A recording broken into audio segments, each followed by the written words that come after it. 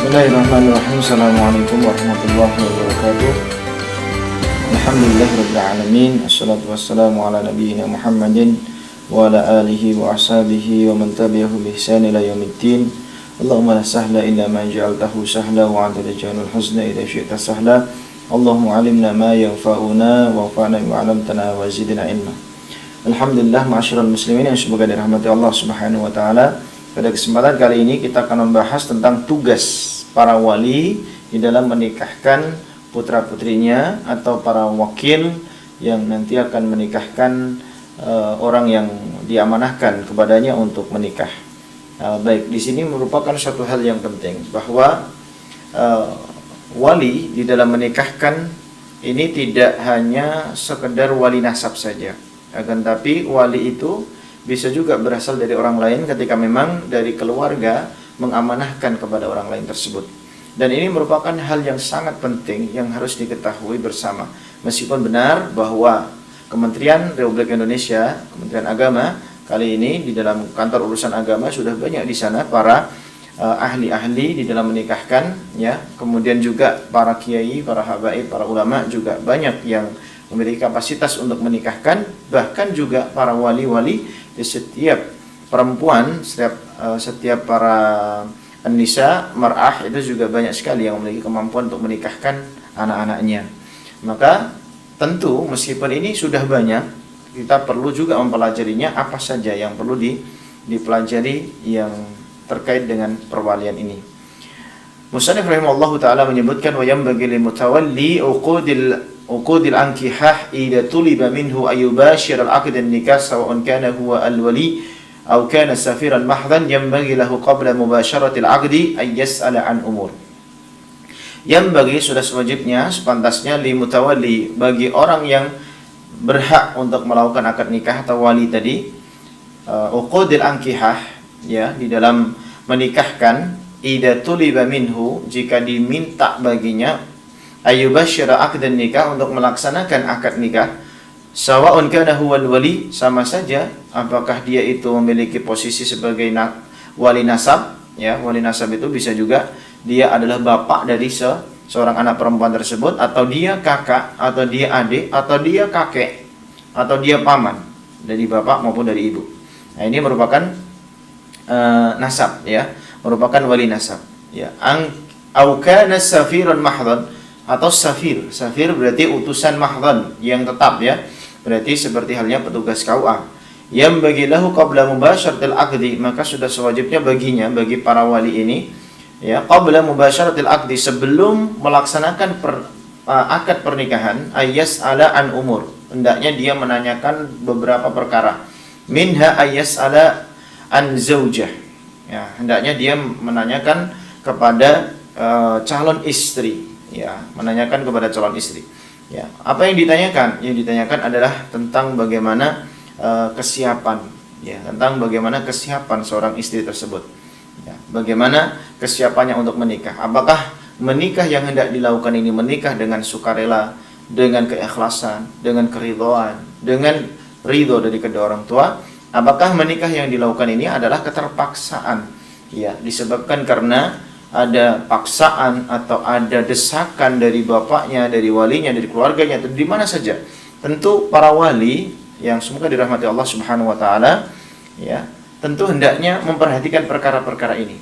Jangan sampai para wali, ya, terjerumus ke dalam perkara-perkara yang tidak baik. Di antaranya adalah ketika terjadi proses pernikahan, ya, ternyata perempuan yang sedang, ya, laki-laki yang sedang, perempuan yang sedang dinikahkan ini, ya, ternyata memiliki tekanan yang besar, memiliki ancaman yang besar. Ya, ini maka keluarga yang terjadi nanti akan memiliki resiko, ya, akan memiliki dampak yang sangat serius dalam keluarganya, ya. Dan ketika sudah diberlangsungkan akad nikah, ya, maka sudah merubah status sosialnya.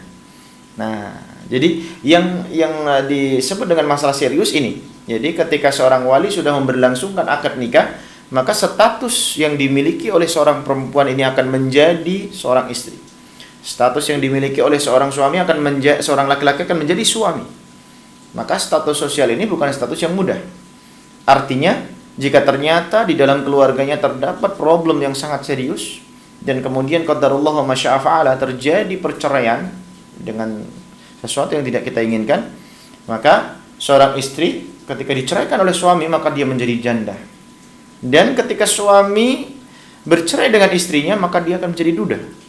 Nah, maka tidak mudah ternyata dalam status sosial kita untuk kembali merajut keluarga bagi seorang janda, bagi seorang duda.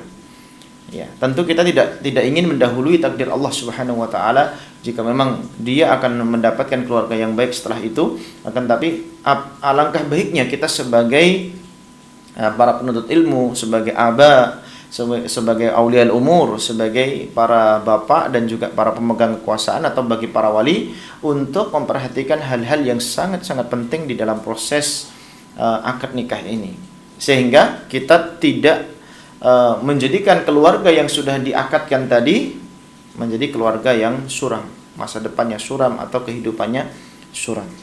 Nah, kemudian berikutnya perlu juga kita menanyakan tentang bagaimana status sosial yang dimiliki oleh calon istri tersebut.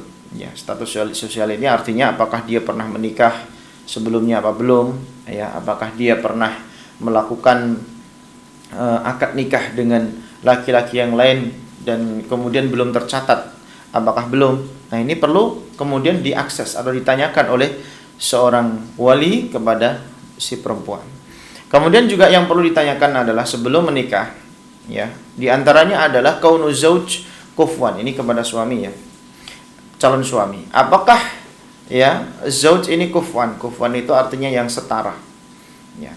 Ma'asyiral muslimin yang sudah dirahmati Allah Subhanahu wa taala, ya, ternyata ada beberapa hal yang tentu kita harus perhatikan dalam proses pernikahan ini adalah kufu. Ya, kufu adalah setara. Meskipun dalam hal ini tidak menjadi syarat sah di dalam pernikahan, akan tetapi kufu atau setara ini menjadi hal yang sangat penting di dalam proses pernikahan. Karena kesetaraan yang akan terjadi di dalam proses pernikahan akan mempermudah nanti bahtera rumah tangga, bahtera keluarga ini di dalam mengarungi lautan kehidupan, lautan permasalahan, lautan ya problematika dalam kehidupan, baik suka duka, ya, gelisah, senang, bersama dan seterusnya.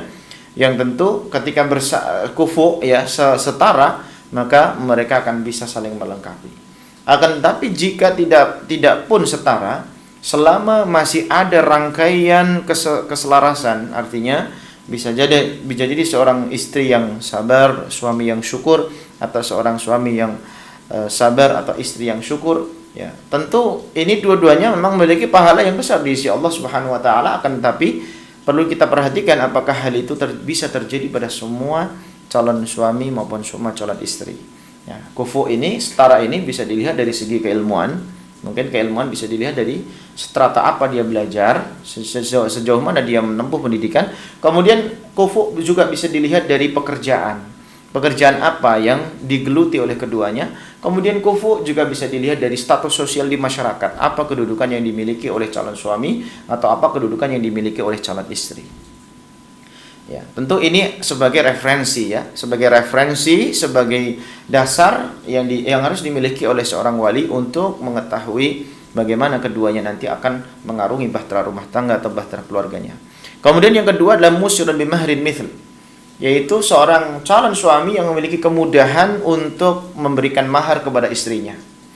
Mahar di Indonesia, di negara kita tercinta ini, di kebiasaan masyarakat kita, merupakan sesuatu yang dipermudah, sesuatu yang tidak dipersulit, sesuatu yang menjadikan hal ini mudah bagi calon suami untuk memberikan akses kepada istrinya, begitu juga keluarga istri, begitu juga calon istri dan seterusnya. Alhamdulillahilladzi bi ni'mati tatimmus shalihat. Maka tentu bagi calon suami hendaknya memiliki persiapan untuk memberikan mahar kepada calon istrinya. Nah, ini perlu ditanyakan berapa jumlahnya, berapa ketentuannya dan seterusnya.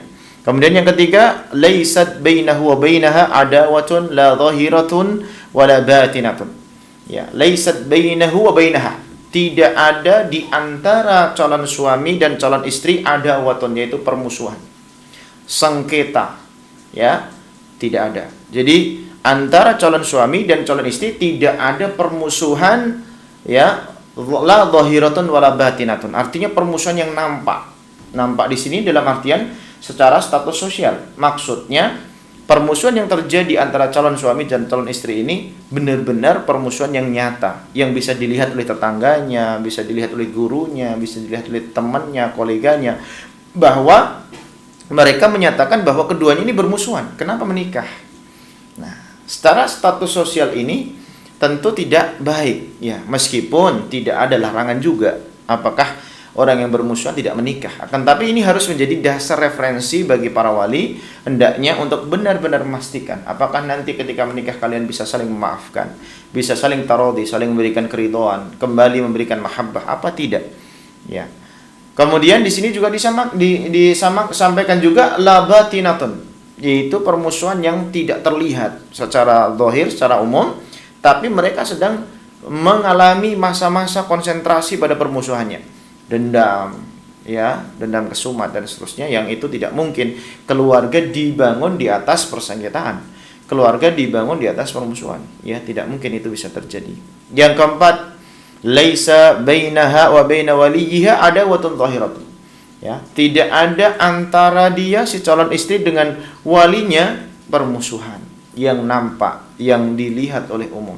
Nah, ini ma'asyiral muslimin, tentu hal-hal yang penting yang harus dikaji, dipelajari, diperhatikan, dicermati oleh para aulia al-umur, oleh para aba atau siapa saja yang diwakilkan untuk menjadi wali pernikahan, memiliki referensi yang baik, memiliki tata cara yang baik, memiliki adab yang baik, dan sudah kita lihat tentunya di tokoh-tokoh masyarakat kita, di KUA, Kementerian Agama, itu sudah memberikan fasilitas yang luar biasa, sudah menghadirkan kepada kita ya para tokoh-tokoh yang memiliki kapasitas yang baik di dalam melaksanakan perkara pernikahan ini. Semoga ini bermanfaat dan bisa dijadikan sebagai bahan tambahan dan renungan, juga sebagai tambahan informasi. Wa aqulu qouli hadza astaghfiruh innahu wal ghafurur rahim. Assalamualaikum warahmatullahi wabarakatuh.